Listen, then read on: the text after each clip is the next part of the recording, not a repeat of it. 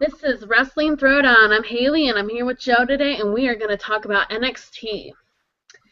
Now, the show starts off with Prince Pretty, a.k.a. Tyler Breeze, and he faces Angelo Dawkins. Now, this is a pretty fast match. This was like 2 minutes, something like this. I mean, it was real fast.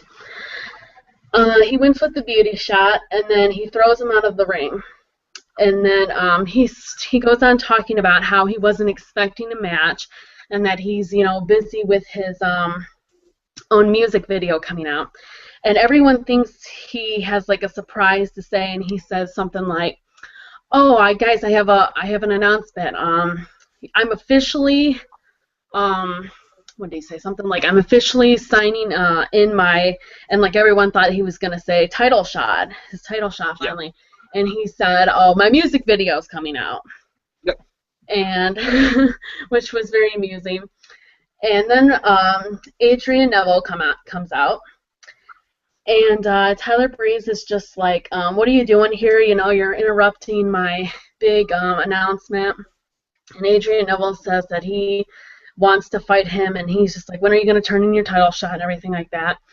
And then Tyler Breeze says, he says that he needs to go back to the Hobbit. He calls him someone from the Hobbit because of the ears and everything like that. And then Adrian Neville comes back with saying something about his mom, like taking a selfie for your mom or something like that, and Tyler Breeze gets offended. And they both attack each other, and never throw his mom out of the ring, and it's just kind of like a stare down.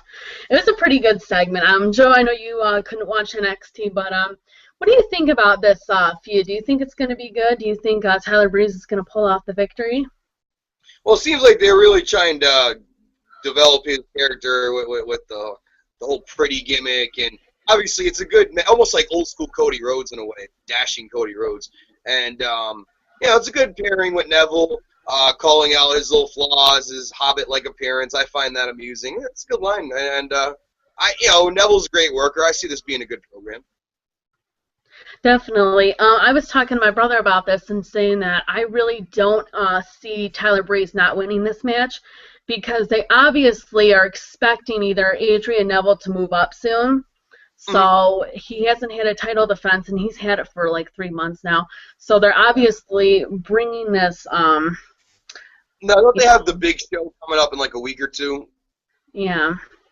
So that's probably. I think it's actually in September. Their pay-per-view, is in September, and that's when I think Tyler Breeze is going to win it, because they just keep like dragging this on. And I was just like, if Tyler Breeze wasn't going to win, I'm pretty sure they would have already had the match. Like, they want Tyler Breeze to win, but they also want Adrian Neville to have the title for a few months. So that's why they're probably doing this. I see Tyler Breeze winning. I'm going to be shocked if he loses, but I definitely see Tyler Breeze winning, because this will be great for his. And something about Tyler Breeze, he's just he surprised me a lot. Like, when I first seen him, I'm just like, oh my God, this guy is like he's so different, but he's just like, this guy is like going to be a joke and everything. And then I seen his finishing move. I seen how good he was in the ring, and I was just like, wow, this guy is no joke. This guy is really good. Yeah, certainly a lot of potential. When they're doing the slow burn with it, seems like the September pay-per-view would be the perfect payoff for Breeze, and Neville obviously seems to be on a short list of people who will be getting called up next. The NXT cut 2% of their roster. You saw a few guys get released. We mentioned in the pre-production meeting that there were a few new guys who made their debut, so it would appear the timing is right for Neville to get called up sooner rather than later. It's just about putting him in the right spot. Definitely. And then JoJo comes backstage, and she interviews Natalya. And I guess JoJo's not in a Rosebud anymore. I guess she's doing interviews now. She's going to be an interviewer for NXT now.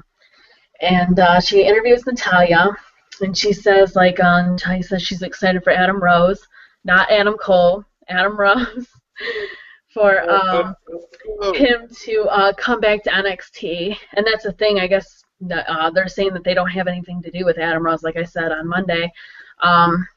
They're kind of putting him back for NXT, but Tyson Kidd comes out, and comes back and he calls him a fool and stuff and says, why do you like him, Natalya? And he just gets irritated. And he says, you know what, I'm going to issue him a challenge tonight, and I'm going to prove you how much of a fool he is. And that was pretty much that. And, he got Natalya all upset and everything like that. And they're just another argument to lead on to the whatever having problems in their marriage they're trying to set up, I guess. Which is ridiculous. I hope they don't, put this in Total Divas and be like, oh, yeah, they're having problems and everything like that. What do you think, Joe? I wouldn't be shocked. I feel like everything that they've been doing with the Divas lately, from the Funkadactyl split and some of the other things, even featuring Rosa on certain things, it's setting up plot lines for Total Divas, and I think this is no different. I mean, hey, rumors had it that they had been actually married for years and that whole wedding was a setup, and I have an inside source who works backstage with the WWE who has confirmed that with me. So, Total Divas is more work than people realize, and I feel like this season, I'm almost scared for it, because I thought the first season was really great. The second season was good. I enjoyed the stuff with Brie and Daniel Bryan, because that came off authentic. But some of the other stuff just seemed too forced, with the storylines, and with Summer Rae, trying to really accentuate the fact that she's a bitch. And you could tell, she is kind of a bitch, but they're playing it up for the storylines. So it's going to be how is this Fandango storyline going to be intertwined? I feel like it's all going to be, almost all storyline, and it's almost going to turn off the casual viewer of this show who may not know a lot about wrestling and may not understand the concept of the storylines and how they bleed in with each other. So, I mean, look at last season. They did the one awkward episode where Fandango and Summer Rae went on a date and they kissed and they had no chemistry. And then, a few weeks later, they're starting the storyline with Layla and everything. So, I think it could be not a good sign for Total Divas Season 3, because I don't know if they're going to make it to a Season 4 if they get too ridiculous with this. Yeah, I mean, I'm sure little kids are going to watch it. And people, I know a few people who don't watch wrestling. They told me they watch it, and they're interested in it. I'm just like, well, you do know that the whole thing is staged, right? People who don't know it's staged are going to be like, oh, this is cool, and they're going to still watch it. But then after, it's just going to be like, ugh. It's just crazy. Next is... Sorry, Joe. You can say it. You can say what you wanted to say. No, that's all I want to say. Most of television is a work, including most reality shows. Charlotte versus Becky Lynch. And this is a decent match. I think it's 10 minutes, about 10 minutes. And Charlotte wins, and she just leaves. She doesn't attack or anything. It was pretty basic. Nothing. She didn't say anything, didn't really do anything. Sasha wasn't with her or anything. The BFFs are done, obviously. And Summer Rae didn't come out or anything like that, so it was just pretty basic. It was just a match. What do you think about Charlotte? Do you think she's a good wrestler? I think she's amazing. I think that she's very. I think Ric Flair has taught her a lot, and I think she's gonna do great when she goes back up. Me and my brother were saying that Charlotte, AJ, and Paige, and you have triple threat, because that would be a very, very good match.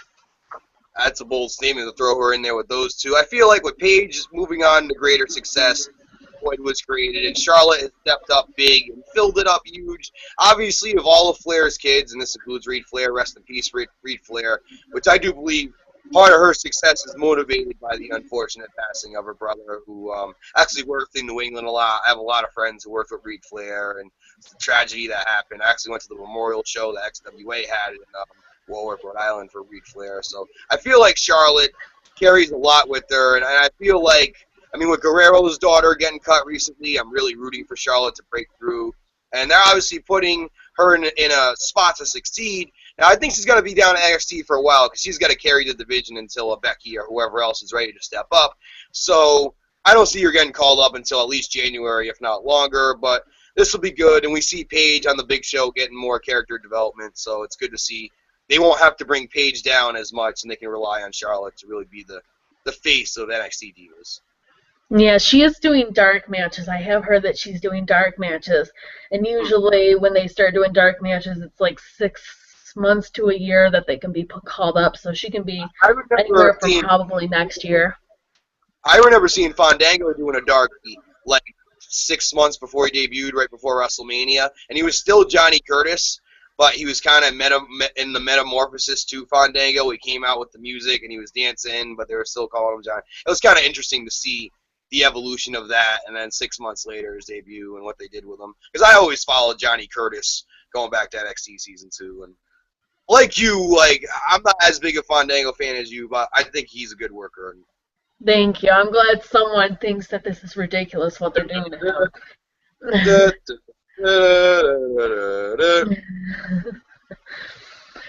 Next is a backstage segment with Mojo Rawley and Paul Dempsey, and pretty much Bull says that if he messes him up, that in this tag team match that they have coming up, he's going to regret it. He pretty much says, do your job and stay out of my way, and we won't have a problem, pretty much. And that's all that pretty much happens there.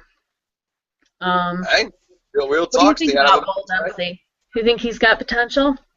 I don't know much about him. I apologize to the viewers in advance. I need to do more research on him specifically, but from what I've heard, he has potential.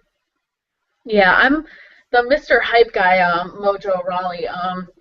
I don't know how my brother thinks his gimmick's gonna stay a really long time, and I'm just like, I don't know. I mean, all he says is I stay hyped and stuff, and I don't know. I don't really see that really going too far. I mean, feel like same with Adam Rose though too. I don't really see him going much further. I mean, they're already having problems with him. They're already getting bored of him. So, I mean, what are they going to do with all these gimmicks? I think his gimmick, some of these gimmicks are too over the top that NXT has, and he could fall into the Adam Rose, I'd say Zack Ryder category, Santino category. Although Santino did excel in the comedy role and kind of almost created that role in the modern day WWE. But, yeah, I mean, it's easy to get typecast. Look at Xavier Woods. It took him so long to finally break the jobber gimmick of not being taken seriously. And if you're not taken seriously, and we've seen that with Damian Sandow and others, if you're not taken seriously, it can really hurt. There's only so much comedy. They used to have a saying in the 80s, funny isn't money. I truly believe that's not necessarily true, but I think people tune into wrestling to watch wrestling, and it's good to have entertainment. Steve Austin was funny. Mick Foley was funny. Jericho was funny. Rock was funny. Piper was funny, etc., etc. But it wasn't like they were funny forcing it. They were funny being themselves. And that's the thing. You have a guy that comes in with the talent, let him roll with it. But don't force it with these overly written, overly saturated segments. It's just definitely. I mean, they still cut good promos while they were doing it. They still did what they needed to do. It wasn't just a whole comedy thing, singing or dancing. It was just they got their point down, and they, like The Rock too. He was funny too, but he got his point across. This is the criticism of John Cena. John Cena can't get serious, and while others did use comedy, Foley and Austin and Rock and others, when it was time to get serious, you knew the volume was getting turned up. Definitely. Next, this is a debut match for, oh no, I'm sorry, they didn't debut. This is the next one. This is the Ascension versus Steve Cutler and Mac Miles. This was another fast match. All of the NXT matches were pretty fast. They had 4 matches, and they were all 10 minutes, because they did stuff backstage. And they won pretty fast match, and they just said that they are they're looking for new opponents and stuff like that. They're looking for their next #1 contender to assassinate. And that was pretty much that. They're also doing dark matches. I really like the Ascension. They were rumored to be called up. Connor O'Brien. Yeah. The Ascension was rumored to be called up. Even rumors of them working the Shield at WrestleMania could be called up, having the authorities back. So I think they can certainly find a role for the Ascension. And they're a great tag team you see with the Wyatts and the Usos. And some great tag teams right now. Certainly another great established tag team wouldn't hurt to be in the mix. Definitely. Now, since the Usos have proven their point that they beat, the Wyatts twice, I think the Ascension, it is time for them to come up, and try to feud with the Usos. I think that would be good. I really like Connor O'Brien, though. I've been following him since he was with Del Rio in, I think it was season 2, season 3, something like that. Yeah. Yeah, I really liked him. I just thought he was so funny. He was trying to do that whole creepy gimmick, and he's so good. He's so talented, and I don't remember him being that tall. Like when I looked at him in the ring, he's like 6'6", 6'7". I mean, he's pretty tall. You know, Yeah, I didn't remember him being that tall, but yeah, he's very very talented. Rick Victor, they make a very good tag team though. Very good.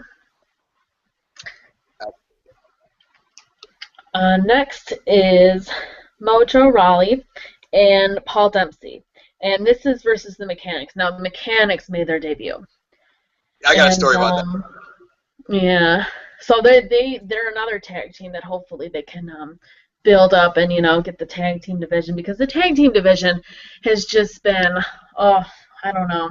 It's just, they really died it down. They're starting to bring it back up again, which I'm happy about. But, they just keep breaking up people. Primetime players, what was another one they broke up? The Shield, just everybody. They're just breaking up everybody. And it's just like, they better never break up the Usos because I can't see them do singles. I really can't. They're so much better as a tag team, and they need to just be a tag team. Naomi's husband has more potential to be the Shawn Michaels of the two, but it's tough. It's tough. Yeah, definitely. And this was a pretty fast match too. And Bull wins with hits his bulldozer. And yeah, that's pretty much that. And they just, they gave each other a handshake and said, so they obviously are on the same page. They obviously, even though they had that little disagreement in the back, they're obviously decent with each other since they got the win and everything, and he stayed out of his way. Yep. But yeah, I'm excited to see the Mechanics. Hopefully they're, I don't know much about them. I'm going to have to probably research them, see what they did in the Indies or whatever. But yeah, I'm definitely excited that they're building up the tag team division, that's for sure.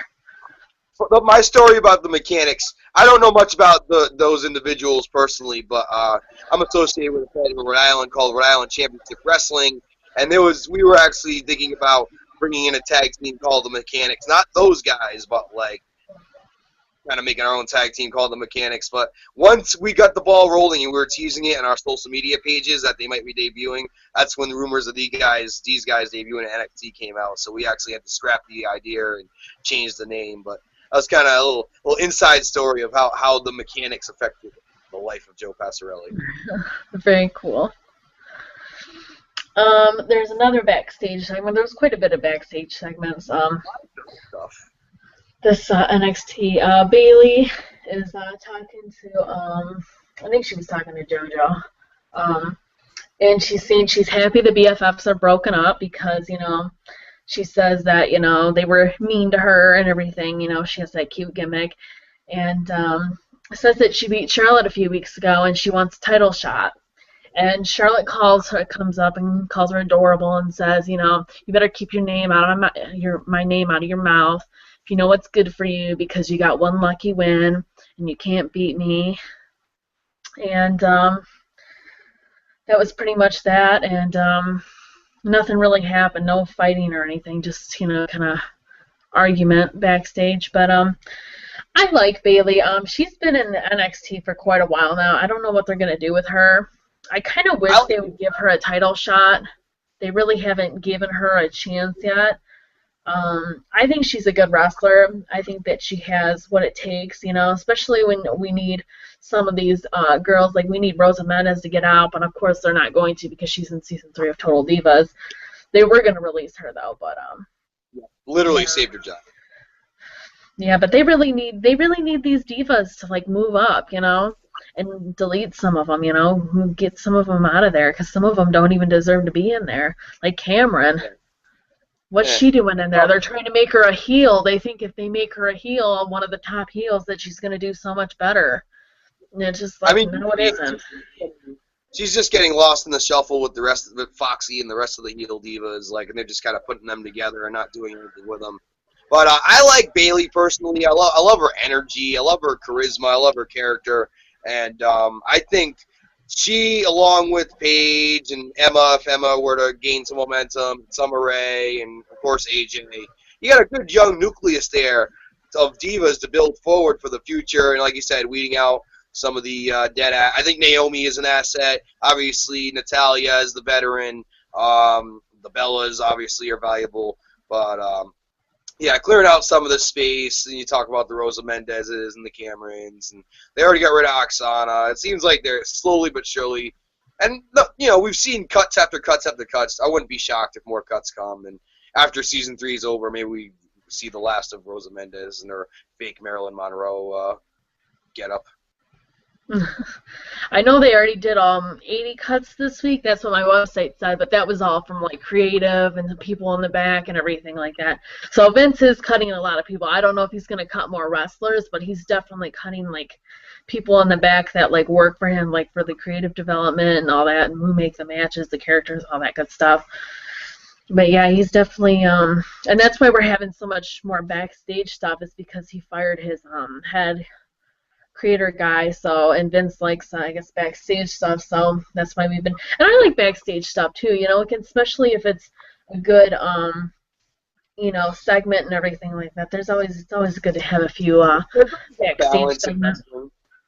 And if the backstage talent segment rather furthers the story you're trying to tell, by all means, but don't overdo it. Like when Hogan was in TNA, there 6 times a show. I mean, MVP as of late, Dixie. I mean, I remember it's a lot of TNA references because they are notorious for it. But I hope it was presented more in like Ring of Honor is more like sport and less talking. The promos are necessary. You need the promos to establish the character. Well, hopefully they don't become more like TNA and lose their identity there. Yeah, definitely. The last match is Adam Rose versus Tyson Kidd. And halfway through the match, Adam Rose gives Natalya a sucker. Pulls out a sucker and hands it to her ringside. And this makes Tyson Kidd very angry. He gets irritated and everything. And he starts yelling at Natalya, and she's just like, I didn't do anything. What are you talking about? I didn't do anything. And they pretty much... he gets all upset, and he just keeps getting distracted by her, and Adam Rose wins with a roll-up. And Tyson Kidd pretty much takes it out on Natalya. He pretty much says it's her fault that he lost because he was mad, and everything. And she's trying to comfort him and stuff, and, it's pretty much like another thing, like they're going to pretty much, separate them in some way. But that's why I think Natalya needs to turn heel, because then she can start helping them win matches and stuff, and then they can be a strong heel couple, and they're a real life couple too, so that it would work out really good. It seems like his character is more heel at the moment. He's been floating around for so long in Tyson Kidd. Hopefully this can be a launching pad for him to get back on the main roster and finally do something. Career ever since the Hart Dynasty, so much potential, great worker. You hear shoot interviews from Daniel Bryan and Ziggler saying that this guy needs to be utilized, he's talented, and he just gets lost. Obviously he's been featured in NXT, and that's been good, rejuvenating his career kind of, but whether it's Natty, I mean, the way they're doing it, I don't see Natty turn heel. It seems like they're trying to make Natty the sympathetic figure, a la Macho Man and Elizabeth, who were a legit married couple, and then, of course, they did the split up and made the Macho King and Sensational Sherry, Queen Sherry, pair up with Elizabeth going with Hogan. So it almost seems like they're going that route where Natty will end up being the face. But personally, I'd love to root against Natty. I've always been a fan, but Total Divas has just exposed this catty side of her. And we were talking about how it's a work, but you can't work your own personality, and you can tell what's real and what's not on there. And oh God, sometimes I feel bad for Tyson Kidd. Like, no offense to their, sometimes I feel bad with the shenanigans. She's just like, she seems like an old fuddy-duddy, Like, oh, that's the best way I could describe it. Like, yeah, she likes to complain a lot. I've noticed that. Yeah. I mean, she should be thankful for the spot she's given. She might have been released from this company if not for Total Divas. Let's face facts. So she should be thankful for the spot she's given. Definitely. I mean, she's so talented too. That's why I want her to turn heel because then she can start feuding with AJ or whatever. It depends on how long they want to keep AJ as champion. I think she's gonna lose at SummerSlam, but that's just me personally. With Paige on the forefront, I don't see Natty getting back into the title picture anytime soon. Yeah, it seems like she's gonna manage Tyson Kidd for a while. Definitely, she's staying on NXT. She's having occasional matches on Raw, but nothing like big. How Pretty about much a like tag potential team matches. wife match? If they really do this, that could be interesting. Because unlike Miss Elizabeth, obviously Natty's a legit worker, arguably one of the best female workers in the world, and she arguably can be a better worker than Tyson Kidd, arguably. So maybe they build up to a match, and that could be this big intergender feud on NXT. Anything is possible. I might actually go with that because I feel like that really hasn't been explored enough in wrestling, and I would actually put the women on more an equal footing. And you see this is happening more in the indies, where chicks are wrestling dudes in straight matches, and they're taking forearms, they're being just as physical as the dudes, and I feel like this is where the industry's going. You see in UFC, Ronda Rousey being so popular, and women's athletics getting more popular, especially with the women and UFC and fighting. So, and Ronda Rousey may come to WWE at some point. There's that rumor out there too. So I feel like with all that, it may not be the worst thing in the world. They've teased it, having China, the Intercontinental Champ in the past, having Beth Phoenix eliminating Khali in the Royal Rumble. But, they haven't really done too much with this idea besides that. And I think if done right, it could be taken very seriously and people could get into it. That's why they needed to get Karma back. Like she could have been a really good person for that. Oh, Definitely. Yeah. A lot of personal things involved with Karma when she lost her baby and everything else. I'd love to see her back. She actually looks good. I've seen recent pictures of her. She's slimmed down a lot. She looks a lot good. Mm-hmm. Well, that was pretty much that. NXT wasn't as good as it usually is, but it had some good stuff. I mean, they had some good segments in there, some good matches. Kind of getting ready for more Natalya and Tyson Kidd, and putting Charlotte, getting ready for her to have her number one contenders match, and for Tyler Breeze and Adrian Neville to get ready for their matches. But other than that, it pretty much it was setting up a few matches and stuff. Other than that, though, it really didn't do much. But any last closing thoughts, Joe? Great show, Haley. Stay tuned for more Wrestling Throwdown. We got a few more podcasts for you if you want to tune in live or check it out on YouTube. Wrestling Throwdown on YouTube. Of course, the discussion panel on Facebook as well. You can also subscribe to my channel, Joe Passarelli, for a lot of live reactions. But when it comes to reviews, tune down to the Wrestling Throwdown. A lot more stuff for you. I will see you guys in a minute with... We're doing SmackDown, no, TNA next, sorry about that. We're going to be doing TNA next, so I'll see you in a bit.